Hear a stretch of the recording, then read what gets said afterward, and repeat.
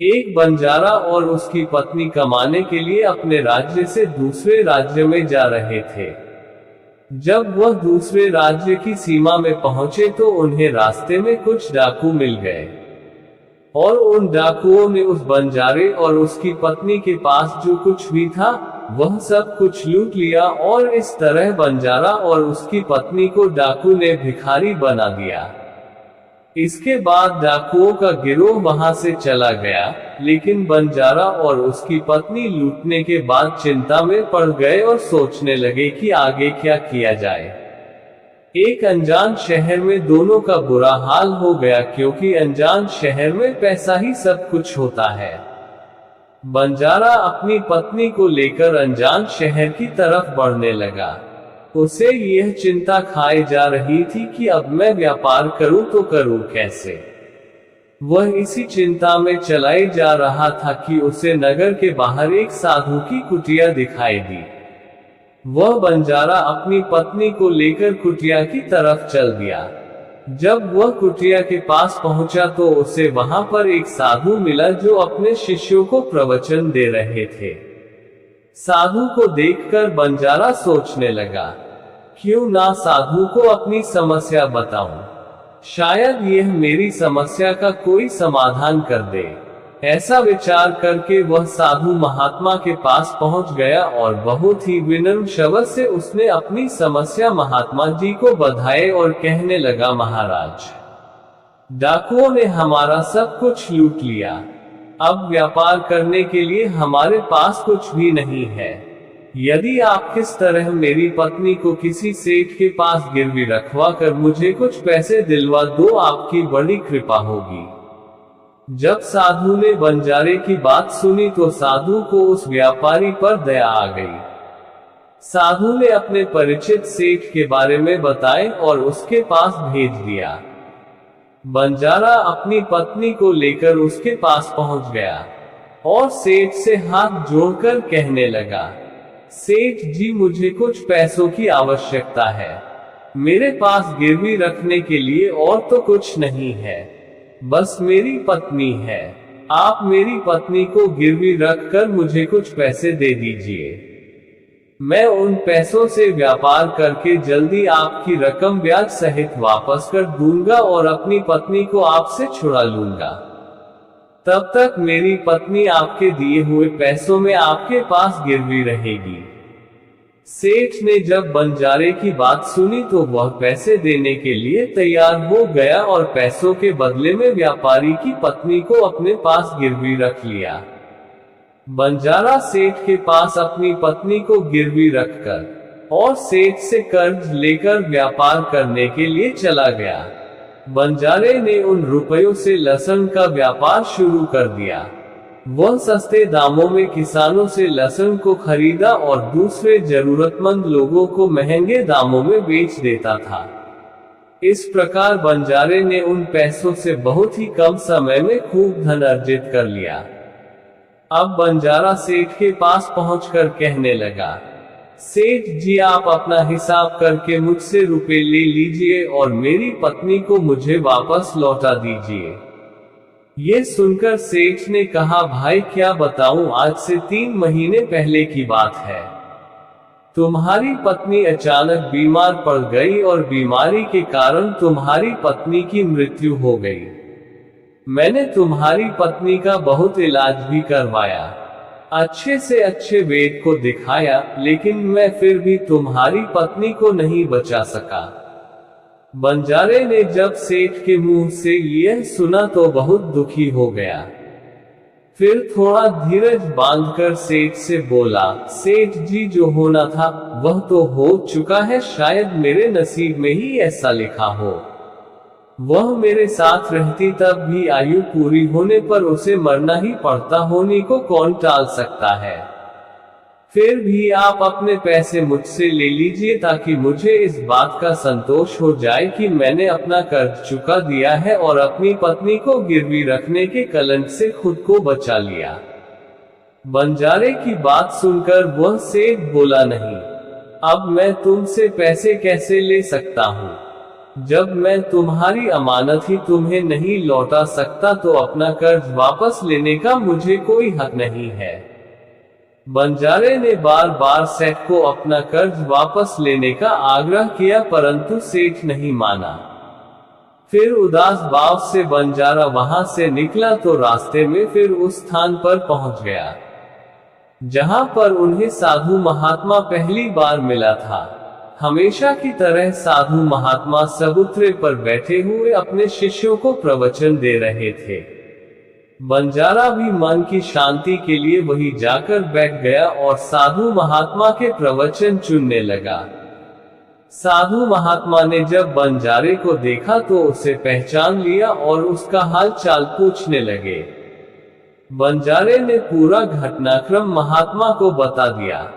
महात्मा एक सिद्ध पुरुष थे। बंजारे की बात सुनकर साधु ने कहा, भाई, उस सेठ ने तेरे साथ धोखा किया है। तेरी पत्नी निश्चित रूप से जीवित है। तेरी पत्नी को उस सेठ ने अपने घर में छुपा लिया है। अब ऐसा कर यहाँ से राजा के पास चला जा और राजा के दरबार में जाकर प्रार्थना करना कि राजा साहब मेरी पत्नी को सेठ से दिलवा दो, क्योंकि इस नगर का राजा बहुत ही बुद्धिमान व्यक्ति है।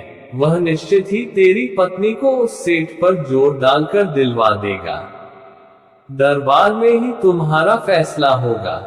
साधु महात्मा की बात मानकर बंजारा राजा के दरबार में पहुंच गया और राजा के दरबार में पहुंचकर राजा से गुहार लगाने लगा कि महाराज, मेरी पत्नी को सेठ से मुझे दिलवा दीजिए। राजा ने सेठ को बुलाया और पूछा, क्या ये सच बात है कि बंजारा कुछ रुपए के बदले में अपनी पत्नी को तुम्हारे पास गिरवी रख कर गया था? सेठ ने स्वीकार करते हुए कहा कि हाँ राजन, बंजारे की यह बात बिल्कुल सच है। राजा ने फिर कहा, तुम इसकी पत्नी को क्यों नहीं लूटा रहे हो? राजा की बात सुनकर सेठ बोला, कैसे लौटाता महाराज? मैंने इस बंजारे को बता तो दिया है कि आज से 3 महीने पहले इसकी पत्नी की मृत्यु हो चुकी है। महाराज, अब मैं यमराज के पास जाकर तो इसकी पत्नी को वापस नहीं ला सकता। राजा ने पूछा, कोई गवाह है तुम्हारे पास जो इस बात की पुष्टि कर दे कि इसकी पत्नी की मृत्यु हो चुकी है? तो सेठ जी, महाराज, इस बात की पुष्टि वह अच्छी तरह से कर लेगा जिसने इस व्यापारी की पत्नी का इलाज किया था। वह 5 व्यक्ति भी इस बात की गवाही दे देंगे जो इसकी पत्नी को शमशान में जलाकर आए थे। उस सेठ ने यह बात इतनी आत्मविश्वास के साथ कही थी कि राजा को भी उस पर भरोसा हो गया। तब राजा ने बंजारे से कहा, अगर तुम्हारी पत्नी जीवित होती तो हम तुम्हें अवश्य दिलवा देते, अब तो हमारी भी मजबूरी है। इस प्रकार राजा ने बंजारे को समझाकर वापस भेज दिया। बंजारा फिर से साधु महात्मा के पास पहुंच गया और जो कुछ दरबार में राजा और सेठ ने कहा वह सारी बातें साधु महात्मा को बता दी। ये सब सुनकर महात्मा ने कहा, मैंने राजा को इतना विवेकहीन नहीं समझा था। मुझे दुख है कि उसने तुम्हारे साथ न्याय नहीं किया। उस राजा ने सेठ की बातों पर तो यकीन कर लिया और तुम्हें समझाकर मेरे पास वापस भेज दिया। अब तुम मेरी एक बात सुनो। तुम एक बार फिर से राजा के पास जाओ और उससे कहना कि सिर्फ 2 घंटे के लिए वह अपनी राजगद्दी पर मुझे बैठने का अधिकार दे दे, तब मैं राजा को बताऊंगा कि न्याय कैसे किया जाता है और न्याय किसे कहते हैं। एक बार फिर से राजा के दरबार में पहुंचा और जैसा साधु महात्मा ने कहा था वैसा बंजारे ने राजा से कह दिया। राजा ने बंजारे की यह बात सुनी तो ये सुनकर राजा ने कहा, मुझे 2 घंटे के लिए राजगद्दी छोड़ने में कोई एतराज नहीं है। यदि ऐसा करने से तुम्हें न्याय मिल जाएगा तो मैं 2 घंटे के लिए अपनी राजनीति छोड़ दूंगा। तुम उन महात्मा को राज दरबार में ले आओ। राजा की यह बात सुनकर बंजारा साधु महात्मा के पास गया और साधु महात्मा को राज दरबार में ले आया। जब साधु महात्मा राज दरबार में पहुंच गए तो राजा ने अपनी राजगद्दी को छोड़ दी और महात्मा राजगद्दी पर विराजमान होते ही महात्मा के सामने सेठ को प्रस्तुत किया गया। और महात्मा ने सेठ से पूछा, 3 महीने पहले जब बंजारे की पत्नी मर गई, इसका कोई सबूत है क्या? सेठ ने कहा, हाँ, मेरे गवाह मौजूद है। फिर राजा बने साधु महात्मा के आदेश पर सेठ के गवाह पेश किए गए। सबसे पहले साधु ने उस वैद्य को बुलाया जिसने बंजारे की पत्नी का इलाज किया था। साधु ने उससे पूछा, क्यों भाई आपने इस बंजारे की पत्नी का इलाज किया था? वैद्य जी बोले, मैंने ही बंजारे की पत्नी का इलाज किया था। वैद्य की बात सुनकर साधु बोला, अच्छा वैद्य जी, मुझे ये बताओ कि तुम बंजारे की पत्नी का इलाज करने के लिए सेठ के घर जाते थे या फिर बंजार की पत्नी इलाज करवाने के लिए तुम्हारे पास आती थी?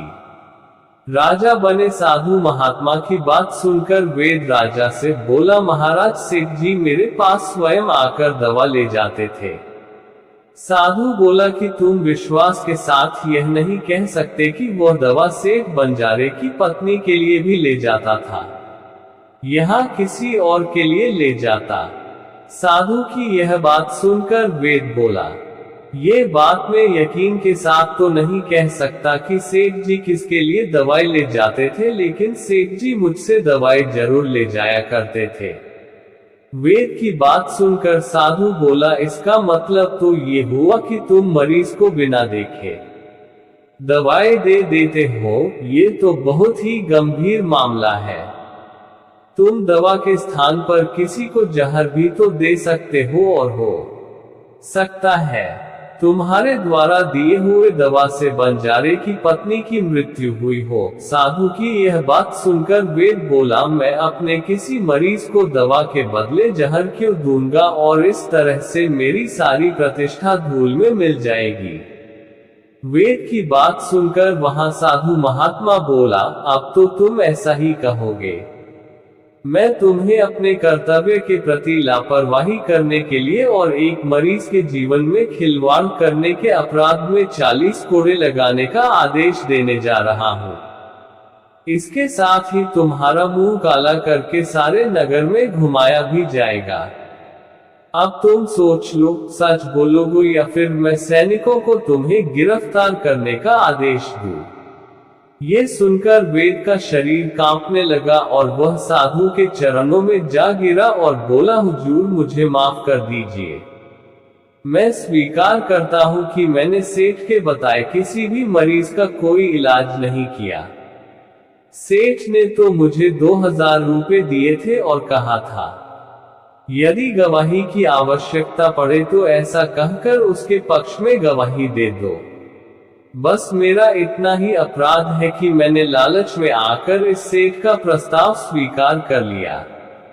राजा बने साधु महात्मा ने कहा, कुछ भी हो, आपने अपराध तो किया ही है, इसलिए मैं तुम्हें झूठी गवाही के इल्जाम में 15 कोड़े लगाने का आदेश देता हूँ। साधु महात्मा के आदेश का राजा के सैनिकों ने तुरंत पालन किया और सैनिकों ने तत्काल ही वैद्य को पकड़ लिया और भरे दरबार में उसे कोड़े लगाने लगे। पहला कोड़ा लगते ही वह बहुत जोर से चिल्ला पड़ा और कहने लगा, महाराज मुझ पर रहम कीजिए, मैं मर जाऊंगा। और हर कोड़े के साथ उसके गले से करुणामय आवाजें निकलने लगी। वैद्य के साथ ऐसा होते हुए देखकर सेठ के गवाह के तौर पर बुलाए गए उन 5 व्यक्तियों के कलेजे कांप गए जिन्होंने बंजारे की पत्नी को शमशान ले जाकर जलाने की बात कही थी। अब बारी उन 5 गवाहों की आई। साधु महात्मा ने उनसे पूछा कि तुम लोगों का कहना है कि तुम 5 ने इस बंजारे की पत्नी का शव ले जाकर शमशान में उसे जलाकर आए थे। मुझे ये बताओ कि अंतिम संस्कार से पहले जब मृत शरीर को स्नान करवाया जाता है, फिर उसे कफन में लपेटकर धरती पर रखा जाता है, स्नान के दौरान तुमने उस स्त्री का मृत शरीर देखा था? ये सुनकर उस सेठ के 5 गवाह कहने लगे, नहीं हुजूर, हमने उसका मृत शरीर देखा ही नहीं था जब सेठ जी ने अर्थी तैयार कर ली थी। उसके बाद ही हम उसे शमशान में ले गए और उसे जलाकर आए। उन पांचों गवाहों की बात सुनकर वह साधु महात्मा बोला, और तुमने ये जानना भी उचित नहीं समझा कि उस अर्थी में कोई मृत मनुष्य लेटा है या कोई जीवित व्यक्ति? कहीं ऐसा तो नहीं किसी जहरीले पदार्थ से बेहोश व्यक्ति उस अर्थी में लेटा हो और उसे तुम शमशान में ले जाकर जलाकर आए हो? ये तो एक बहुत ही गंभीर अपराध है। इसके लिए तुम लोगों को मृत्युदंड की सजा दी जा सकती है। वह पांचों गवाह वेद की पिटाई देखकर पहले से ही भयभीत थे। जब उन्होंने साधु महात्मा के मुख से मृत्यु दंड की बात सुनी तो उन सभी के हाथ पांव मानो बिल्कुल ही ठंडे पड़ गए हो। जैसे ही साधु महात्मा ने सेठ की तरफ देखा तो सेठ का चेहरा बाहर से काला पड़ गया और साधु ने सेठ से कहा, सेठ जी, तुम्हारे 6 गवाहों की तो पहले ही हवा निकल गई है। अब तुम बताओ कि किसी की इच्छा के विपरीत किसी की पत्नी को जबरदस्ती घर में रखने के अपराध में तुम कौन सी सजा पाना पसंद करोगे? साधु महात्मा की बात सुनकर सेठ का चेहरा एकदम से सफेद पड़ गया। उसके मुंह से कोई बोल नहीं निकल सका। राजा बने साधु ने कहा, इससे पहले कि मैं तुम्हें 15 साल की कठोर कारावास की सजा दे दूं, अभी भी समय है कि तुम इस बंजारे की पत्नी को दरबार में हाजिर करो। राजा के डर से सेठ ने तुरंत अपने सेवकों को घर भेजकर बंजारे की पत्नी को दरबार में प्रस्तुत कर लिया। साधु ने बंजारे को उसकी पत्नी सौंप दी और सेठ को झूठी गवाही के अपराध में 7 महीने के कैद की सजा सुना दी। उन पांचों गवाहों को 50-50 कोड़े मारने की सजा दे दी जिन्होंने बंजारे की पत्नी का शव शमशान में ले जाने की झूठी गवाही दी थी। ये देखकर राजा यहस्कित रह गया और साधु के सामने हाथ जोड़कर बोला, महात्मा जी, आप धन्य हैं, आपने मुझे सिखा दिया कि न्याय कैसे किया जाता है। राजा की बात सुनकर साधु महात्मा बोला, राजन, मेरी 3 बातें सदैव याद रखना कि कभी भी इन 3 स्थानों पर अपनी पत्नी को अकेला नहीं छोड़ना चाहिए। पहला स्थान, अगर अपनी पत्नी बीमार पड़ जाए तो ऐसी स्थिति में कभी भी उसको बीमारी में अकेला छोड़ना नहीं चाहिए, क्योंकि जब कोई मनुष्य किसी स्त्री से विवाह करता है तो विवाह के समय वचन देता है कि मैं तेरे सुख दुख में तेरे साथ रहूंगा। इसलिए बीमारी की हालत में उसके साथ सदैव बने रहिए और उसकी देखभाल करिए। इस तरीके से पत्नी अपने पति की सेवा करती है। इस तरह से पति का भी कर्तव्य बनता है कि अपनी पत्नी की सेवा में हमेशा तत्पर रहे। यह आपका कर्तव्य और आपके सुखी जीवन का मंत्र भी है। दूसरा स्थान, अगर आपकी पत्नी पर कोई झूठा लांछन लगाता है तो ऐसी स्थिति में सदैव तुम्हें उसके साथ खड़ा रहना चाहिए, क्योंकि एक लड़की अपने माता पिता का घर इसमें छोड़कर आती है कि मेरा पति मेरी भावनाओं को समझेगा और हर परिस्थिति में मेरा साथ देगा। इसीलिए दुनिया वाले उस पर कोई झूठा दोष लगा रहे हैं तो आपको अपनी पत्नी के साथ खड़े रहना चाहिए। ऐसे समय में उसको कभी भी अकेला नहीं छोड़ना चाहिए। तीसरा स्थान, कभी भी अपनी पत्नी को पराये पुरुषों के पास नहीं छोड़ना चाहिए। चाहे वह आपका मित्र हो, साया आपका कोई रिश्तेदार हो, साया आपका कोई सगा भाई क्यों ना हो, किसी भी परिस्थिति में अपनी पत्नी को किसी अन्य पुरुष के साथ अकेला नहीं छोड़ना चाहिए, क्योंकि आज के समय में किसी का कुछ नहीं पता, कौन कब और किसके साथ दगा कर दे। इसलिए कभी भी भूल कर भी अपनी पत्नी को किसी पराये पुरुष के साथ अकेला नहीं छोड़ना चाहिए। दोस्तों, कहानी पसंद आए हो तो वीडियो को लाइक और चैनल को सब्सक्राइब जरूर करें। धन्यवाद।